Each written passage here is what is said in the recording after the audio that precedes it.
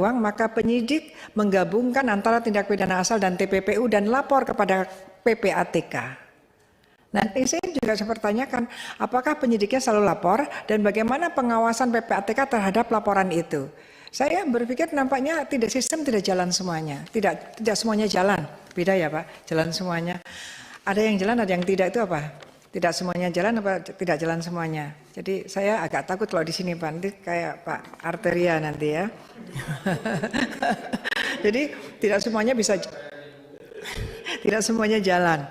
Jadi itu kan karena memang harus lapor kepada PPATK. Artinya apa? Kalau memang penyidiknya juga tidak lapor, ya harus ada tindakan. Kalau kemudian PPATK-nya tidak tahu, juga harus ada tindakan. Itu jadi memang seharusnya kalau di penyidikan bisa, itu karena itu kunci dari TPPU, di penyidikan bisa. Jadi jangan, ya memang mana ruangan kita untuk, memang begitu, anti tipping off itu tidak boleh diketahui ketika bahkan nasabah tidak boleh tahu ketika rekeningnya sedang dilaporkan ke PPATK. Siapapun yang membocorkan juga ada sanksi pidananya. Dan kalau nasabahnya itu sampai tahu bahwa itu sudah dilaporkan ke PPATK dan ternyata uangnya itu sah-sah saja, maka sudah ditentukan bahwa baik penegak hukum maupun bank itu tidak bisa dituntut pidana dan tidak bisa digugat perdata. Ya memang begitu ya, sudah resiko, karena kalau tiba-tiba rekeningnya tinggi ya nggak apa-apa lah Pak. Kalau tiba-tiba rekeningnya tinggi tapi ternyata itu hasil warisan yang sah, ya nggak apa-apa diperiksa. Karena takutnya ada yang tiba-tiba tinggi dan memang betul-betul itu hasil kejahatan. Jadi hukum kan gitu, jadi hukum lebih banyak kepada melindungi kepentingan yang terbesar daripada kepentingan yang sekecil. Kan dikatakan bahwa untuk kepentingan yang terbesar itu didahulukan. Memang ada side effect-nya, yaitu ada kalanya sudah dilaporkan ternyata tidak ada apa-apanya. Ya nggak usah marah, karena kalau marah pun nggak bisa, karena sudah disebutkan tidak bisa gugat perdata maupun dituntut pidana. Karena kita demi kebaikan. Gitu Pak Arteria, aja nggak apa-apa kan? Bapak kalau memang uang Bapak banyak ya ternyata halal, ya udah nggak masalah kan? Kalau haram baru ngeri. Nah gitu. Jadi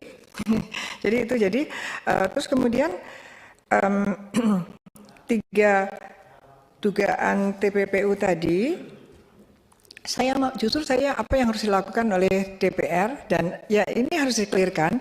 Saya juga heran Pak, kalau namanya LHA dari 2009 sampai dengan 12 tahun ini, ya itu berarti tidak including yang sudah gayus, sudah mungkin.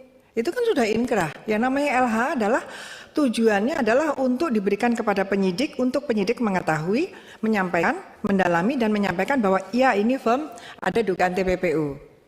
Silahkan penyidik mencari kejahatan asalnya. Seperti itu.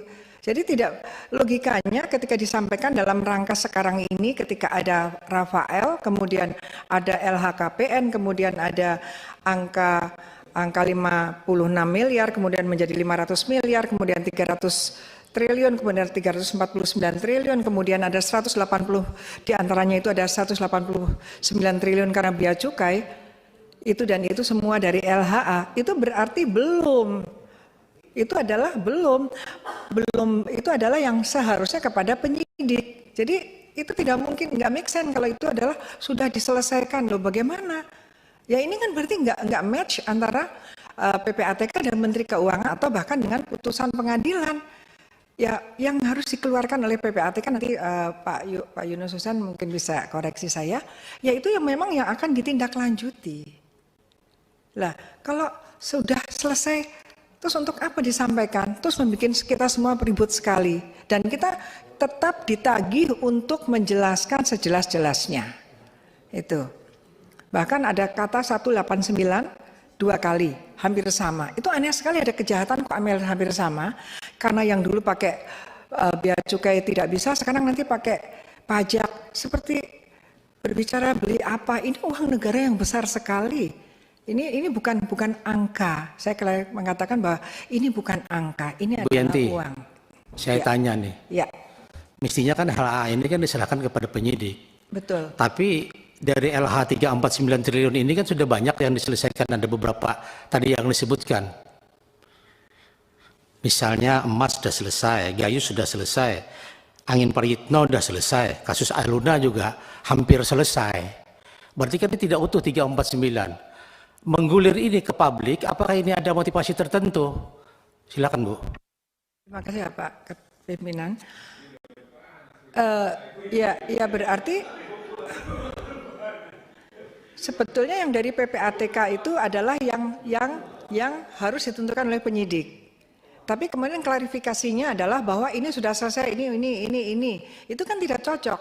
Jadi dari PPATK, ya saya sejak awal memang beberapa kali, bukan hanya sekali Pak, sering sekali. Misalnya ada rekening gendut PNS muda, mungkin kalau di browsing di media itu masih ada. Ya memang selama ini seperti itu, padahal kita punya anti tipping off. Anti tipping off itu untuk apa? Kalau kita sedang melihat begini, tadi disampaikan tidak mungkin kita sampaikan kepada yang bersangkutan, karena PPATK belum mempunyai suatu upaya untuk upaya paksa. Kalau ketahuan keburu hilang, kemakin sulit. Itu gunanya anti tipping off. Artinya, kalau jangan sampai kita udah capek-capek memproses, tiba-tiba uangnya sudah hilang tanpa sudah ada kewenangan penyidik untuk memblokir, misalnya seperti itu. Jadi kalau LHA PPATK sejauh ini itu memang penyidik Pak. Jadi bagaimana sesuatu dilaporkan sebagai LHA tapi sudah selesai. Ya silahkan yang membuat berita kepada masyarakat untuk klarifikasi kepada masyarakat. Tetapi dari perspektif teori dan juga bagaimana bunyi perundang-undangan itu fungsi dari PPATK dengan LHA-nya. Dari di dalam imajinasi, di dalam perspektifnya masyarakat itu adalah ada dugaan Pak, dugaan TPPU berkaitan karena ada transaksi mencurigakan yang sudah didalami oleh PPATK yang namanya LHA. Tapi kalau berkaitan dengan angkanya Bapak Ketua memang itu bisa saja mutasi. Seperti yang disampaikan, bolak-balik disampaikan bahwa misalnya ini seperti laborasi Taurus, saya juga datang ke Papua, saya juga hadir. Itu ternyata memang uang itu kesana kemari dihitung semuanya, itu bisa jadi. Tetapi prinsipnya yang dilaporkan sekecil apapun, sebesar apapun adalah itu yang belum ditentukan oleh penyidik, apakah itu ada TPPU-nya. Apalagi kalau itu sudah selesai, tidak akan itu justru tugasnya sekarang harus jelas itu bagaimana penyelesaiannya oleh penyidik. Disampaikan apakah, nah sekarang kalau misalnya sebesar itu dari LH PPATK, yang selalu dikatakan bahwa banyak sekali ribuan bahkan ratusan ribu LHA PPATK sedikit sekali yang ditindaklanjuti. Ini permasalahan negara. Ini apakah yang dikatakan Pak Yunus Husain bahwa LHA itu harusnya lebih dari setengah matang. Ini jadi ada masalah apa ini dengan penyidiknya? Ataukah penyidiknya yang bermasalah karena tidak profesional, tidak mau, ataukah PPATK-nya yang itu tidak matang? Nah ini kita harus lihat yang jelas potensi atau kerugian yang sudah timbul itu ada apa tidak. Itu menjadi hak masyarakat untuk bahwa TPPU ini harus dikedepankan ketika ada kejahatan asalnya. Itu mungkin yang ditanyakan kepada saya itu tadi kan aliran. Makanya aliran itu kan dari hampir 400 triliun itu aliran. Apakah uangnya itu 400 triliun, apakah kurang ya nggak tahu. Walaupun hanya 2 kali ngalir juga bisa saja kan. Sekali 200 triliun, 2 kali 200 triliun juga bisa jadi 400 triliun. Tapi itu aliran. Ya, itu memang Pak Yunus Husain yang secara teknis itu mengetahui tentang hal itu. Kemudian pola transaksi yang mencurigakan dan sebagainya itu ya kalau penyidik itu bisa Pak, itu dalam praktek itu sering sekali saya untuk menentukan bahwa yang bersangkutan itu patut menduga. Meskipun dia tidak tahu, tapi sebenarnya dia tahu sekali suaminya itu siapa. Dia dapat apa, banyak Pak, terutama yang berhubungan dengan orang-orang yang dia sebenarnya tahu orang itu bandar narkoba. Dia ini tahu, ketika dia menerima dia tidak tahu bahwa itu hasil kejahatan, tetapi dia harusnya bisa melihat bahwa memperkirakan bahwa yang diterima itu adalah mencurigakan dari hasil kejahatan. Itu yang namanya mungkin Pak Arteria pro parte dolus pro parte corpus. Itu biasa sekali. Di KUHP sekarang pun ada 480, 483 juga yang patut diduganya akan menimbulkan, itu sesuatu yang penyidik secara profesional, penuntut umum dan hakim harus sudah bisa. Kita sudah lama sekali merdeka. Jadi untuk mencari bukti seperti itu sebetulnya bisa. Yang namanya circumstantial evidence pun bisa. Tapi tadi yang berkaitan dengan mens rea, pasal 345 ya Pak ya. 345 itu sebelum Pak. Kalau di sini memang kan setiap orang menempatkan, memang tidak ada kata sengaja. Di dalam teori kan kalau tidak ada kata sengaja maka tidak perlu dibuktikan, tapi secara elemen itu ada sengajanya. Ya memang itu ada bahayanya, KUHP sekarang juga tidak ada kata sengaja. Tapi pada umumnya nanti ada petunjuk circumstantial evidence, bukti-bukti yang lain itu bisa untuk